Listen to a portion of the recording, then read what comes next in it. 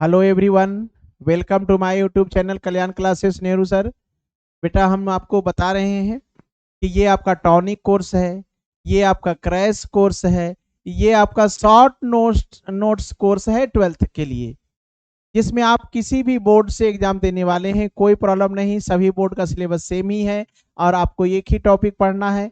तो आप इसे तैयार करें, आपका सिलेबस कंप्लीट तैयार होगा। अगर आप अभी भी शुरू नहीं किए हैं तो आप अभी तुरंत शुरू करें और पढ़ना स्टार्ट करें। आपका काम बन जाएगा, आपका रिजल्ट 90% प्लस होने वाला है बेटा। बिल्कुल अपने एनर्जी से काम करें और पूरे मन से काम करें। जो भी पूरे मन से है ना, जिस काम को आदमी पूरे मन से काम करता है वो जरूर सफल होता है ना। जिस काम को पूरे मन से किया जाए वो काम सफल होता है। बेटा अगर आप पहली बार आए हैं तो आप पहले सब्सक्राइब करें, अपने दोस्तों में शेयर करें और फिर लाइक करना बिल्कुल ना भूलें। और इस तरह से हम आपको हमेशा पढ़ाते रहेंगे। आपको जो भी प्रॉब्लम होगा, डाउट होगा, आप उसे कमेंट्स में लिखें, हम उस डाउट को क्लियर करेंगे और हम आपके कंप्लीट सिलेबस को पढ़ाएंगे, जिसमें आपका फिजिक्स है ना। आपको जस्ट जल्द हम शुरू करने वाले हैं, फिजिक्स, केमिस्ट्री, मैथ और बायोलॉजी भी शुरू करने वाले हैं। फिजिक्स भी पढ़ाएंगे, मैथ भी, केमिस्ट्री भी और बायोलॉजी भी। मीन्स आपका साइंस का चारों सब्जेक्ट होने जा रहा है इस, है ना, इस चैनल पे आपको मिलने वाला है। आपको सारी सुविधा मिलने वाला है। साथ में जेई मेन, है ना, अभी 12th का जो क्रैश कोर्स कंप्लीट करेंगे, फिर तुरंत जेई मेन का स्टार्ट कर देंगे सॉल्यूशन, प्रीवियस ईयर का, नीट का स्टार्ट करेंगे, फिर एडवांस का प्रीवियस ईयर क्वेश्चन सॉल्व करेंगे। इस तरह से आप 12th पहले करें और फिर जेई मेन, नीट और एडवांस की बात हम लोग करेंगे। चलिए बेटा, तो हम लोग यहाँ पर इलेक्ट्रोकेमिस्ट्री पढ़ रहे हैं। हम लोग क्या पढ़ रहे हैं? इलेक्ट्रोकेमिस्ट्री। और इलेक्ट्रोकेमिस्ट्री में हम आपको पहला टॉपिक कंडक्टेंस पढ़ा रहे हैं। और कंडक्टेंस में हम आपको पढ़ा चुके हैं पिछले लेक्चर में कंडक्टेंस के बारे में, स्पेसिफिक कंडक्टेंस और फिर मोलर कंडक्टेंस। इसमें एक और है बेटा, इक्विवेलेंट कंडक्टेंस। चलिए देखते हैं इक्विवेलेंट कंडक्टेंस।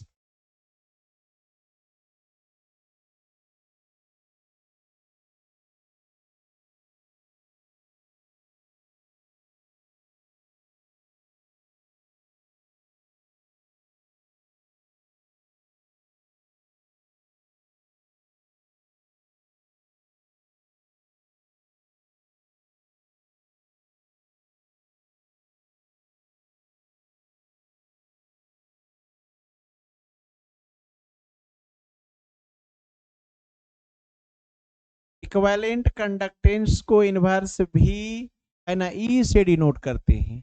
इनवर्स भी ई से डिनोट करते हैं। ऐसा करिए, मोलर कंडक्टेंस में थोड़ा सा आप बात कर ले। मोलर कंडक्टेंस में भी आपको हम बता दें तो मोलर कंडक्टेंस में आप इसे डिनोट करते हैं बेटा। हम लोग इसे एक और कंडीशन में डिनोट करेंगे, इनवर्स भी एम लगा दीजिएगा, है ना। इनवर्स भी एम लगा देते हैं हम लोग।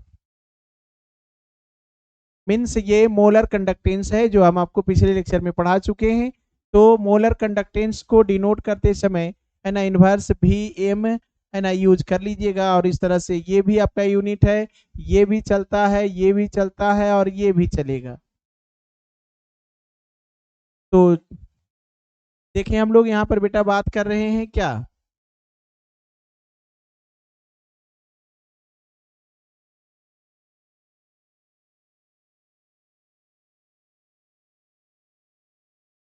देखिए हम लोग क्या देख रहे हैं, इक्विवेलेंट कंडक्टेंस। और इसके डिफिनीशन के लिए पहले बातचीत कर लिया जाए।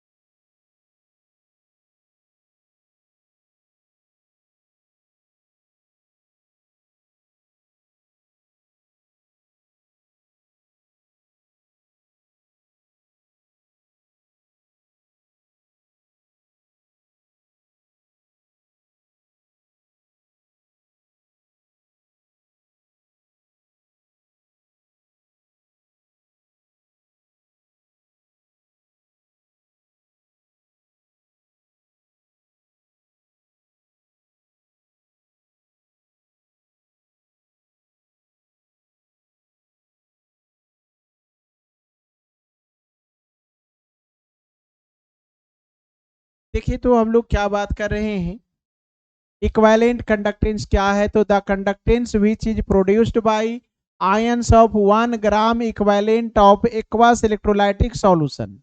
क्या कह रहे हैं हम लोग कि वह कंडक्टेंस जो 1 ग्राम है ना, क्या कह रहे हैं कि वह कंडक्टेंस जो 1 gram equivalent aqueous electrolytic solution के आयंस के द्वारा प्रोड्यूस्ड होता है ना, वह कंडक्टेंस जो 1 gram equivalent aqueous electrolytic solution के आयंस के द्वारा प्रोड्यूस्ड होता है, उसे हम लोग क्या कह रहे हैं बेटा? इक्विवेलेंट कंडक्टेंस कह रहे हैं। और इक्विवेलेंट कंडक्टेंस का अगर आप मुख्य फार्मूला की बात करेंगे तो क्या कहिएगा? Kappa means specific conductance into volume of solution, ये प्राइमरी फार्मूला हुआ। अगर आप इसका सेकेंडरी फार्मूला मीन्स मुख्य फार्मूला की बात करें तो के इंटू इसका रिलेशन नॉर्मलिटी से होता है। हो सकता है कि आपके 12 में ये पूछा जाए, इसीलिए ये फार्मूला या ये फार्मूला। ये क्या है बेटा? नॉर्मलिटी। इसका रिश्ता क्या है? नॉर्मलिटी हम आपको सॉल्यूशन में पढ़ाए हैं, हम आपको सॉल्यूशन में पढ़ाए मोलरिटी और नॉर्मलिटी। ये आपका क्या है? कप्पा कंडक्टिविटी है। अगर आप मोलर कंडक्टेंस के यूनिट के बारे में बात कर लिए हो तो समझें कि आप इसका भी यूनिट आप बिल्कुल जान रहे हैं। तो यूनिट की बात करेंगे आप इसका तो क्या बोलिएगा? ओम इनवर्स, और क्या बोलिएगा? Ohm inverse. और यहाँ पर क्या होने वाला है बेटा? आपका सेंटीमीटर स्क्वायर है ना, क्या बताए थे? मोलर वाला में वही होगा यहाँ, बस यहाँ फर्क होगा इक्विवेलेंट इनवर्स। इक्विवेलेंट इनवर्स ओम को आप क्या लिख देंगे? Simon. Centimetre square equivalent inverse हो सकता है कहीं ऐसा दे दे तो घबराने की जरूरत नहीं है। ग्राम इक्विवेलेंट इनवर्स है ना, ऐसा भी रहेगा तो चलेगा, लेकिन आपको ज्यादातर ये और ये ही चलने वाला है। इस तरह से आपका है ना इक्विवेलेंट कंडक्टेंस कंप्लीट हुआ। फिर से एक बार सुन ले इक्विवेलेंट कंडक्टेंस क्या है, तो कहिएगा वह कंडक्टेंस जो 1 gram equivalent aqueous electrolytic solution के आयंस के द्वारा बनाया जाता है, प्रोड्यूस्ड किया जाता है, उसे इक्विवेलेंट कंडक्टेंस कहा जाता है। और ये आपका इक्विवेलेंट कंडक्टेंस का फार्मूला है kappa into volume of solution या kappa into 1000 by normality. Formula direct पूछा जाएगा, इससे न्यूमेरिकल आपका कभी नहीं होगा। हाँ, यूनिट पर बिल्कुल नजर रखेंगे। अगर आप मोलर कंडक्टेंस का यूनिट है ना फिट कर ले माइंड में तो बस यही फर्क है, वहां मोल इनवर्स था, यहाँ इक्विवेलेंट इनवर्स है, और कोई अलग नहीं है, बिल्कुल सेम है। चलिए, तो अब यहाँ पर बात क्लियर हो गया, यहाँ पर कंडक्टेंस कंप्लीट हो गया। थोड़ा सा रिलेशन है,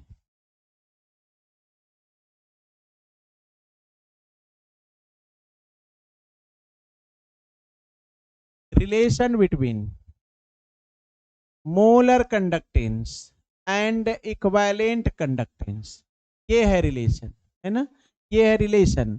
और यहाँ पर आपका रिलेशन होता है molar conductance is equal two factor into equivalent conductance. हम आपको इसका एग्जांपल दे दे रहे हैं, इसका हम आपको एग्जांपल दे दे रहे हैं और एग्जांपल बता रहे हैं, आपको बिल्कुल समझ में आ जाएगा। ये क्वेश्चन आपसे खूब पूछा जाएगा। फैक्टर यहाँ पर बताने वाले हैं, NaCl लेंगे और आपसे पूछेगा तो मोलर कंडक्टेंस, बेटा इसमें कितना आयन है? 1 सोडियम और 1 क्लोरीन, तो 1 इंटू 1 करना है, यहाँ आयन का मल्टीप्लीकेशन यूज करना है, यहाँ एडिशन नहीं। आप सॉल्यूशन में जब वांट ऑफ फैक्टर बता रहे थे तो एनायन केटायन की संख्या जोड़ रहे थे, लेकिन यहाँ एनायन केटायन की संख्या को मल्टीप्लाई करें तो क्या हो गया? 1।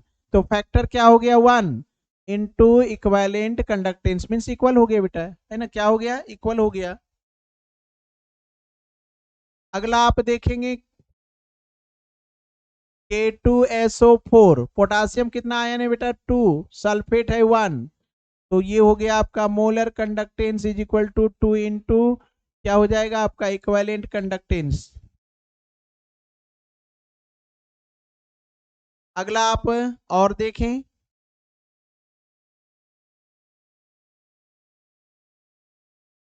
अगर आप यहां पर यूज करेंगे कैल्शियम फॉस्फेट, तो यहाँ पर आयन क्या होगा बेटा, 3 इंटू फैक्टर जो होगा 3 इंटू 2 होगा, means molar conductance is equal to क्या होगा 6। मोलर कंडक्टेंस क्या हो गया 6 इंटू इक्विवेलेंट कंडक्टेंस। आप एक आधा और देख लें, और ये अगला देख लीजिए AlCl3। तो यहाँ पर क्या होगा 1 इंटू 3 हो गया आपका फैक्टर। तो मोलर कंडक्टेंस क्या हो गया बेटा, molar conductance is equal to हो गया 3 इंटू इक्विवेलेंट कंडक्टेंस। इस तरह से ये आपका सभी आंसर हो गया। इस तरह से आपका एग्जाम पूछ लेगा और आप इसे बता देंगे। यहाँ पर आपको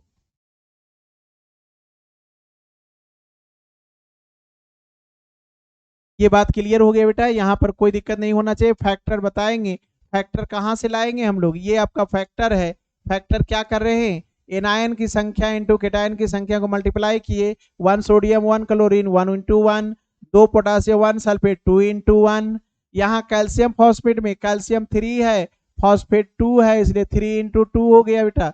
और यहाँ पर अल्मुनियम 1 है तो 1 हो गया, क्लोरीन 3 है तो 3 से मल्टीप्लाई किए, मीन्स नंबर ऑफ एनायन और नंबर ऑफ केटायन को मल्टीप्लाई कर दे बेटा, वही आपका यहाँ फैक्टर है। और इस तरह से आप इक्विवेलेंट और मोलर कंडक्टेंस के रिलेशन को बता सकेंगे। और ये आपका क्लियर हो गया, समझ में आ गया है, ये बात क्लियर है और ये क्वेश्चन आपसे नहीं छूटना चाहिए। चलिए तो आगे बढ़ करके बात किया जाए।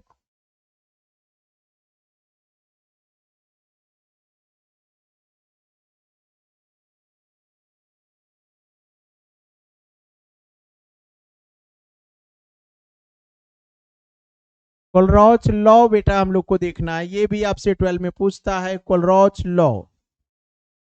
तो यहाँ पर लिखेंगे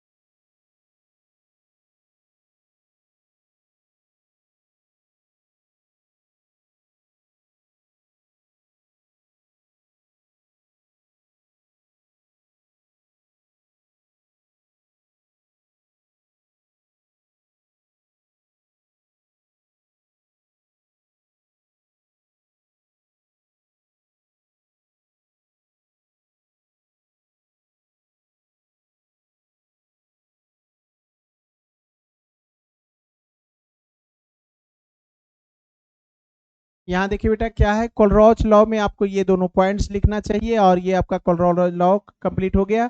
कोलरॉच के अनुसार से ना यहाँ क्या लिखा गया, according to Kohlrausch at infinite dilution weak electrolyte is complete ionized, है ना।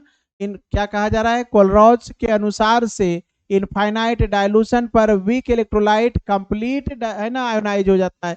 क्योंकि हम लोग पहले पढ़ चुके हैं बेटा, क्या बोला गया था कि वीक इलेक्ट्रोलाइट कंप्लीट आयोनाइज नहीं होता, लेकिन यहाँ इनफाइनाइट डायलूशन है। ओरिजिनली आयोनाइज कैसे होता है बेटा, आयोनाइज क्या होता है, एनायन और केटायन इस तरह से जुड़ा हुआ है ना सॉलिड में, और वो क्या हो रहा है, अलग हो रहा है ना, अलग हो रहा है।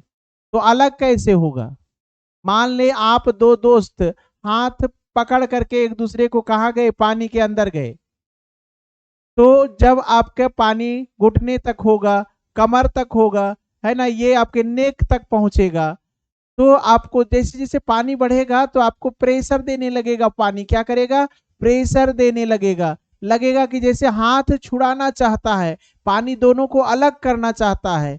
उसी तरह से जैसे ही आप है ना इलेक्ट्रोलाइट को पानी में डालते हैं और वो पानी क्या है, कम रहता है, तो वीक इलेक्ट्रोलाइट एनायन और केटायन में नहीं टूटता।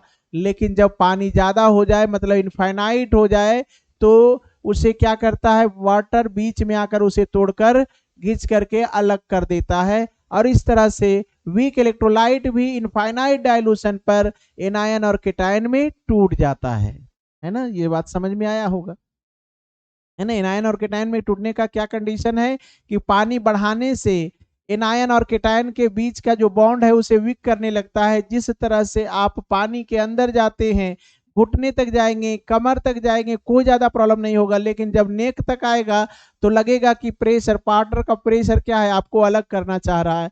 और अगर और ज्यादा जाएंगे तो आपको कंप्लीट अलग ही कर देगा वो। मीन्स आप एनायन और केटायन में टूट जाने वाले हैं। ठीक उसी तरह से इलेक्ट्रोलाइट भी एनायन और केटायन में टूट जाता है और इस तरह से दोनों अलग हो जाता है इनफाइनाइट डाइल्यूशन पर।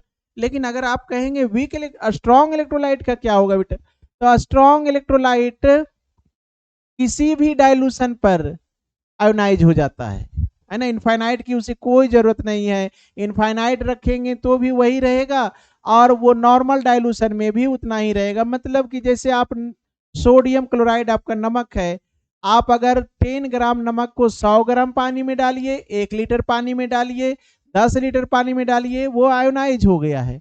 लेकिन अगर 100 ग्राम आप वीक इलेक्ट्रोलाइट लेंगे और उसे 1 केजी पानी में डालेंगे तो कंप्लीट आयोनाइज नहीं होगा। उसे 10 केजी मतलब 10 लीटर पानी, 20 लीटर पानी में आप उसे डालिएगा तब आयोनाइज होगा, क्योंकि वो वीक है। उसे क्या चाहिए, इनफाइनाइट डाइल्यूशन।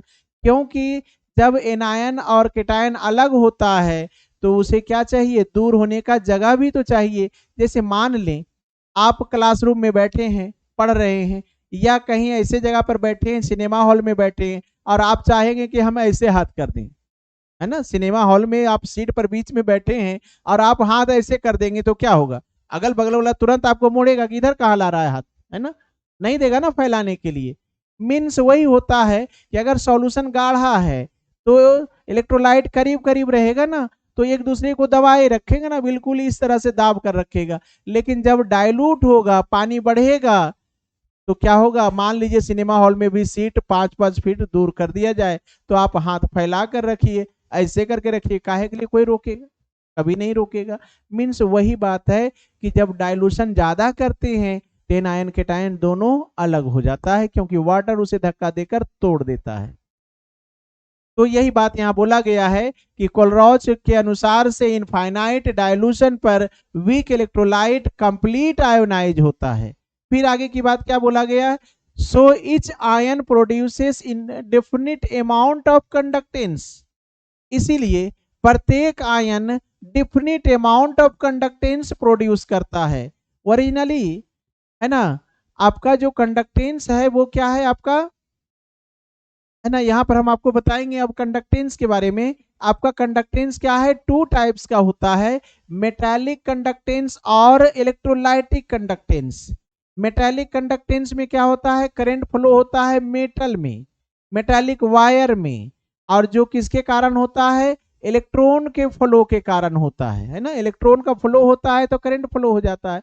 लेकिन आपके जो बैटरी में है, बैटरी के अंदर की बात कर रहे हैं, क्या उसमें वायर एनोड कैथोड को जोड़ा हुआ है अंदर से, नहीं, उसमें तो पानी डाला हुआ है और डाइल्यूट सल्फ्यूरिक एसिड डाला हुआ है, तो फिर उसमें करंट कैसे फ्लो होता है। तो उसमें क्या होता है बेटा, एनायन और केटायन सीक्वेंस में सज जाता है, एनायन और केटायन सीक्वेंस में सज जाता है और उसी से करंट, मान लीजिए हम लोग, है ना, नदी कैसे पार करते हैं, तो हम लोग चाहें, या जैसे कि मान लीजिए रोड पर पानी आ गया, है ना, नाला में, नाला ज्यादा बह गया तो रोड पर क्या हुआ, पानी आ गया, तो क्या हम लोग ब्रिज बना देंगे, संभव नहीं है। हम लोग क्या करते हैं, बीच बीच में ईंट रख देते हैं और उसी पर पास कर जाते हैं, है ना, उसी पर चढ़ चढ़ करके निकल जाते हैं हम लोग। उसी तरह से जब बैटरी में पानी है तो करंट कहाँ कैसे पास करेगा, तो एनायन केटायन सजा रहता है, तो एनायन केटायन पर अपना पैर रखता है करंट और एनोड से कैथोड तक पहुंच जाता है। यही कंडीशन है ना। जैसे हम लोग रोड पर पानी जम जाए तो ईंट रख करके पास करते हैं, उसी तरह से करंट एनायन केटायन को ईंट जैसा यूज करके पास करता है और करंट एनोड से कैथोड तक पहुंच जाता है। तो यहां पर वही बात बताया जा रहा है कि प्रत्येक ion definite amount of conductance produce करता है, वही आपका क्या है, कोलरॉच लॉ है। और कोलरॉच लॉ में बताया गया है रिलेशन, है ना, रिलेशन बताया गया है किसका, limit dilution, by infinite dilution, limit dilution by infinite dilution. आपका ये क्या है, ये आपका क्या है, आप इच्छा रहे तो आप इसे मोलर के टर्म में यूज करें, ऐसा करिए, इसे हम कंडीशन बना करके लिख दे रहे हैं, आपको बेहतर समझ में आएगा। देखिए,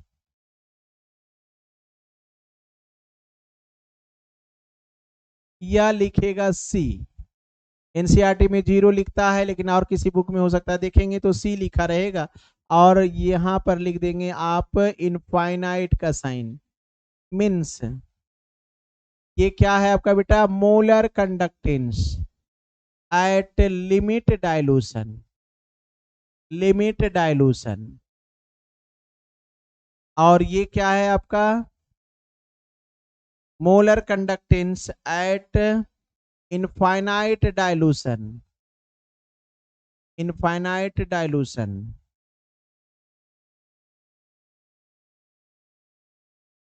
और ये क्या है बेटा, degree of dissociation, degree of ionization भी कह सकते हैं, डिग्री ऑफ आयोनाइजेशन कहें, या डिसोसिएशन, आयोनाइज मतलब टूटना ही होता है, डिसोसिएशन कहिए।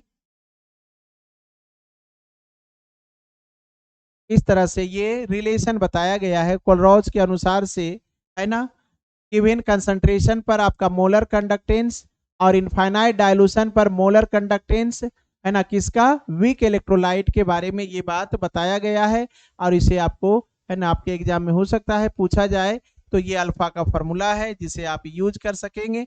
0 रहे तो चलेगा, सी रहेगा तो चलेगा, और नीचे रहना चाहिए इनफाइनाइट, ऊपर रहना चाहिए लिमिट, है ना। इस तरह से ये रिलेशन आपका डिफाइन हो जाएगा, और ये आपका क्या है, कोलरॉज लॉ है। यहाँ पर बेटा हम आपको अभी बोले थे क्या, कि इलेक्ट्रोलाइट जो होगा, है ना, इलेक्ट्रोलाइट के बारे में आपको पहले बता चुके हैं कि वीक और स्ट्रांग होता है, लेकिन अब यहाँ पर दो और बात निकल कर आया है कि ये मेटालिक, मेटालिक और इलेक्ट्रोलाइटिक होता है,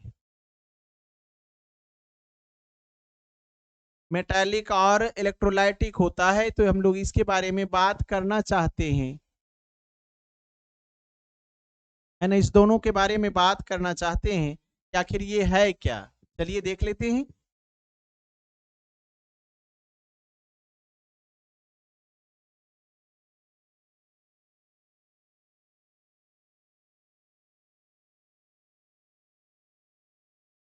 यहाँ ये हेडिंग हटा दें, इलेक्ट्रोलाइट से सुंदर होगा हमारा हेडिंग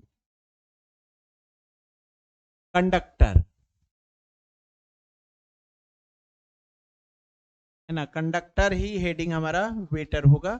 और इसे हम लोग इस कंडीशन में देखेंगे, इस कंडीशन में हम लोग इसे देखेंगे कि मेटालिक कंडक्टर होगा और इलेक्ट्रोलाइटिक कंडक्टर होगा, है ना, ये भी कंडक्टर और ये भी कंडक्टर। तो दोनों में करंट कैसे फ्लो होगा, ये डिफिनीशन आपसे 12 में पूछा जा सकता है। तो कहिएगा द कंडक्टर,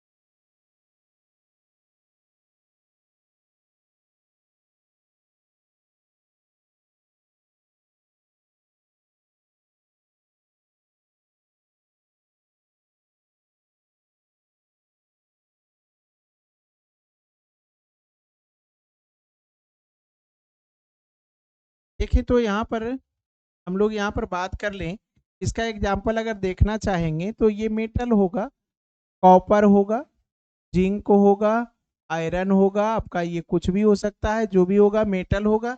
लेकिन अगर आप इसके एग्जाम्पल की बात करेंगे तो इसका एग्जाम्पल क्या होगा? एक्वस, है ना, एक्वस इलेक्ट्रोलाइटिक सॉल्यूशन आप जो रखिएगा, क्या रखने वाले हैं आप? एक्वस H2SO4 रखिए या एक्वस NaCl रखिए। इस तरह से आप कोई भी इलेक्ट्रोलाइटिक सॉल्यूशन रखेंगे। क्या बोला जा रहा है बेटा कि कंडक्टर दो तरह का हो गया है, ये है ना, यहाँ पर कोलरॉज के अनुसार से डिफाइन हो गया है ना। तो मेटालिक और इलेक्ट्रोलाइटिक हो गया है the conductor in which flow electric current with movement of electrons. क्या कहा जा रहा है कि वह कंडक्टर जिसमें इलेक्ट्रॉन्स के, है ना, फ्लो के कारण, है ना, इलेक्ट्रॉन के मूवमेंट के कारण, है ना, क्या होता है? करंट का फ्लो होता है। क्या कहा जा रहा है कि वह कंडक्टर जिसमें इलेक्ट्रॉन के मूवमेंट के कारण करंट का फ्लो होता है उसे क्या कहेंगे? मेटालिक, है ना। सॉलिड वायर में करंट कैसे फ्लो होता है? इलेक्ट्रॉन के फ्लो के कारण। और इसीलिए metallic conductor is also called electronic conductor, क्योंकि इलेक्ट्रॉन से करंट फ्लो हो रहा है ना, इलेक्ट्रॉन सहायता कर रहा है करंट के फ्लो में, इसलिए इसे इलेक्ट्रॉनिक कंडक्टर कहा जाता है। मेटालिक कंडक्टर में करंट का फ्लो इलेक्ट्रॉन की सहायता से होता है, इसीलिए मेटालिक कंडक्टर को इलेक्ट्रॉनिक कंडक्टर कहा जाता है। वो कॉपर, है ना, जिंक, एल्युमिनियम, जो भी मेटल आप यूज करेंगे वो आपका मेटालिक है। इलेक्ट्रोलाइटिक के बारे में क्या बोला गया है कि the conductor in which flow of electric current with movement of ions, वह कंडक्टर जिसमें इलेक्ट्रिक करंट आयंस के मूवमेंट से फ्लो होता है ना। इसमें क्या होता है? एनायन और केटायन मूव करता है, उसी के कारण करंट फ्लो होता है, तो उसे कहते हैं इलेक्ट्रोलाइटिक कंडक्टर। और electrolytic conductor is also called ionic conductor, है ना। इसे क्यों कहेंगे आयनिक कंडक्टर? है ना, हम लोग क्या करें, इलेक्ट्रोलाइटिक कंडक्टर को आयनिक कंडक्टर कहा जाता है क्योंकि इसमें करंट आयन के सहायता से फ्लो होता है। मेटालिक को कहते हैं इलेक्ट्रॉनिक कंडक्टर क्योंकि इलेक्ट्रॉन से करंट फ्लो होता है। इलेक्ट्रोलाइटिक में आयन से करंट फ्लो होता है, इसलिए इसे आयनिक कंडक्टर कहा जाता है। इसका एग्जाम्पल क्या होगा? एक्वस H2SO4 आपके बैटरी में, आपके घर में जो इन्वर्टर में बैटरी लगाए हैं वो क्या है? एक्वस H2SO4 से बना है, या एक्वस, है ना, ये आपका एक्वस से H2SO4 से ही बना है। लेकिन आप NaCl भी यूज करते हैं अगर आप अर्थिंग बाहर से दिए हैं बेटा, है ना। अगर आपका अर्थिंग बाहर से है तो आप अपने अर्थिंग में नमक का सॉल्यूशन डालते हैं ताकि ज्यादा से ज्यादा करंट फ्लो हो। तो ये आपका हो गया ना बेटा। इस तरह से ये आपका कंडक्टर मेटालिक और इलेक्ट्रोलाइटिक है, और ये बात क्लियर हुआ है। और ये आपका डिफरेंस भी हो गया। अलग अलग है ना, डेफिनेशन पूछे तो अलग अलग, डिफरेंस में पूछे तो, हाँ, डिफरेंस में 2 मार्क्स में पूछेगा तो सिर्फ डेफिनेशन लिखिएगा, सिर्फ एक ही पॉइंट, है ना, सिर्फ एक ही पॉइंट लिखना है, ज्यादा नहीं। ज्यादा है तो एग्जाम्पल दे सकते हैं। और इस तरह से 12 का ये भी क्वेश्चन हो गया। 2 क्वेश्चन या दोनों मिलाकर डिफरेंस पूछ देगा तो एक क्वेश्चन में, तो 3 क्वेश्चन इसमें आपका कंप्लीट होने वाला है। तो बेटा आप इस वीडियो में इतना ही रहने दें। Thank you.